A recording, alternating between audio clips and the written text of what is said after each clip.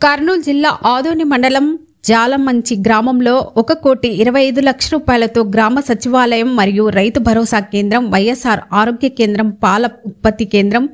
Adoni MLA Sai Prasad Reddy చేతుల మీదుగా గ్రామ ప్రజలు, గ్రామ ఎంపీటీసీ, గ్రామ సర్పంచ్, గ్రామ పెద్దలు, కార్యకర్తలు, అభిమానులు, గ్రామ ప్రజలు, అధికారుల మధ్యన ఎమ్మెల్యే సాయి ప్రసాద్ రెడ్డి ప్రారంభించారు. ఆయన మాట్లాడుతూ గ్రామంలో శ్రీరామరాజ్యం తెచ్చిన ఘనత రాష్ట్ర ముఖ్యమంత్రి జగన్మోహన్ రెడ్డిదని, గ్రామంలో ఎలాంటి సమస్యకైనా పరిష్కారం చూపే విధంగా ఈరోజు గ్రామంలో ప్రజల వద్దకే పాలనలాగా ఉందని,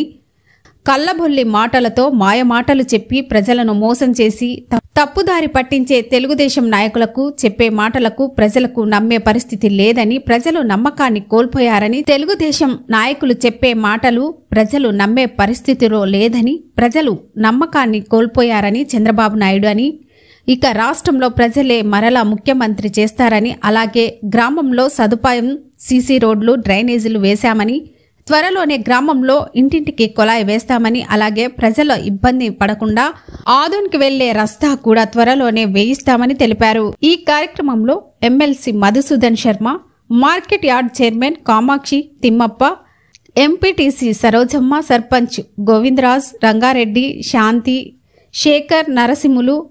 రాఘవేంద్ర, ఈరన్న, లక్ష్మణ, మారెప్ప,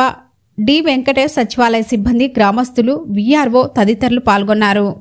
ముఖ్యమంత్రి అయ్యి ఎమ్మెల్యేగా గెలిస్తే మీకు అన్ని విధాలుగా ఏ రోజైతే మీరు ఊరిగా ఉన్నారో ఆ విధంగానే మీతో కలిసి ఉంటా అని చెప్పి తెలియజేసుకుంటూ సెలవు తీసుకున్నాం. నమస్కారం.